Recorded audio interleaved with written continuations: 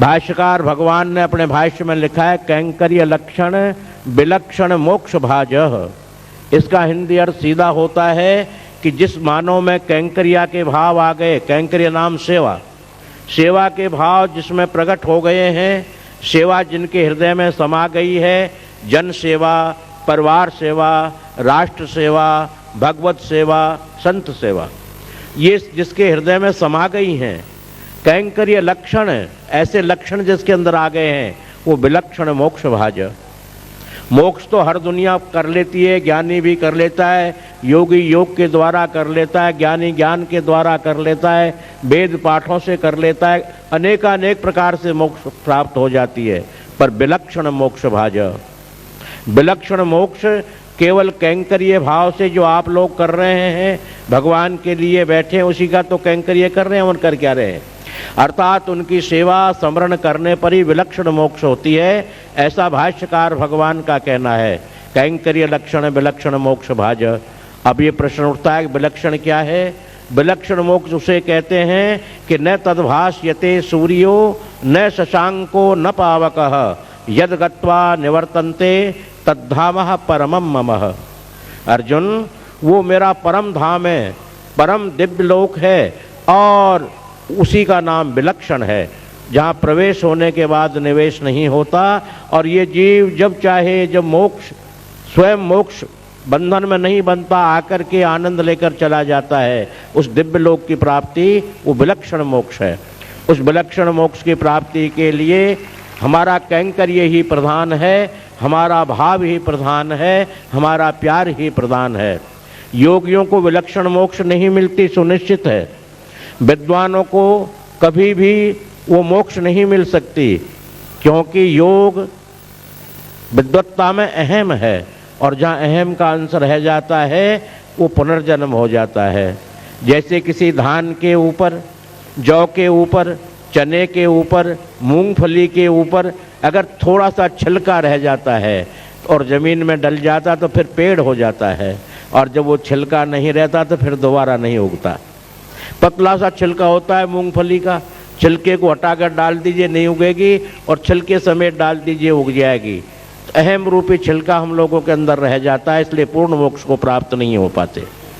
और ये प्यार में वो छिलका भी समाप्त हो जाता है, ये सुधी नहीं रहती। बहन बेटियों से पूछो, उनको ये भी सुध नहीं कि मैं बच्चों को सुला कर आई हूँ, या खिला कर आई हूँ, या रोटी घर में बना कर आई हूँ, या व्यवस्था करके आई हूँ, ऐसा बिल्कुल पता नहीं।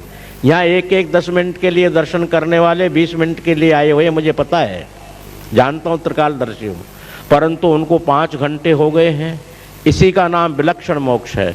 इसमें अहम खत्म हो गया कि मुझे ये करना है, मुझे अमुक जगह जाना है, वो मैं खत्म हो गया, और मैं खत्म होते ही ये स्वर्णाक्षरों में भगवान के चरणार बिंदों में ये घड़ियाँ हमारी लिखित में आ गई। ये सत्य है।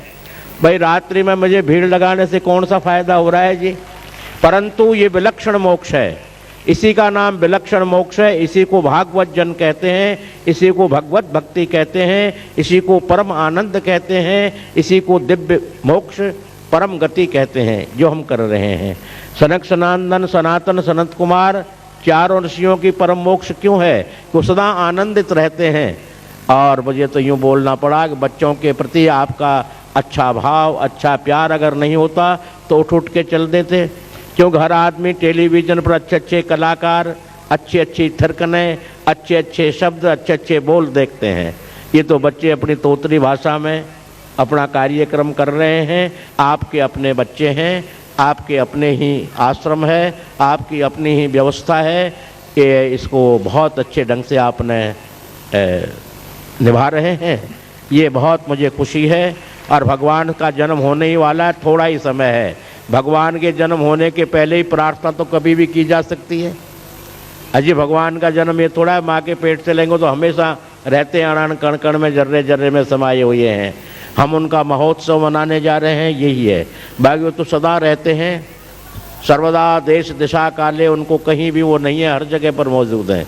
मैं भगवान श्री कृष्ण जी के चरणार बिंदों में बंशी विभूषित करा नवनीर दाभात पीताम्बरा दरुण बिंब फलाधरोष्टात् पूर्णेन्दु सुंदर मुखादर बिंद नेत्रात् कृष्णात् परम किम भी तत्व में हम न जाने।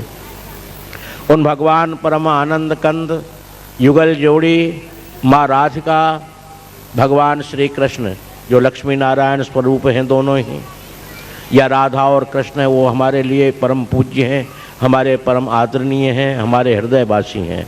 भगवान कृष्ण माँ राधा, इससे मैं प्रार्थना करता ही रहता हूँ और आज विशेष रूप से प्रार्थना कर रहा हूँ और आरती के टाइम भी करूँगा कि मेरे प्रत्येक आश्रम प्रेमियों के लिए, आगंतुकों के लिए वो कंजूसी न बरतें, अन्न धन की वर्षा कर दें, उनको आनंद की वर्षा कर दें। वो भगवान से कहूँगा कि तेरे घर में कंजूसी नहीं। अरे कंजूसी करने के लिए तुम बाबा जी बहुत हैं, हम ही कर लेंगे कंजूसी। भगवान जी तेरे घर में क्या कंजूसी है? जब तू चाहता है, कृपा करता है, तो यही कृष्ण भगवान नरसिंह मेहता की लड़की नैनाबाई के यहाँ भात देने के लिए गए तो किसी ने कुछ कह दिया कि मुझे नहीं मिला, दिया होगा भात। सवा पहर कंचन की वर्षा, सवा पहर जरियों की वर्षा कर देनी भगवान जी ने, क्योंकि उनके घर में टोटा तो कुछ है ही नहीं, कमी तो कुछ है ही नहीं। तो मैं यही कहूँगा प्रार्थना, भगवान जी ये आपके मानने वाले जो भक्तजन हैं, आपके आश्रम को मानने वाले हैं, आपको कहीं भी मान रहे हैं, उनके घर में कंजूसी मत कर, अच्छी सी वर्षा कर दे, बूंद बूंद मत डाले, खूब वर्षा कर दे, ये प्रार्थना करूँगा मैं।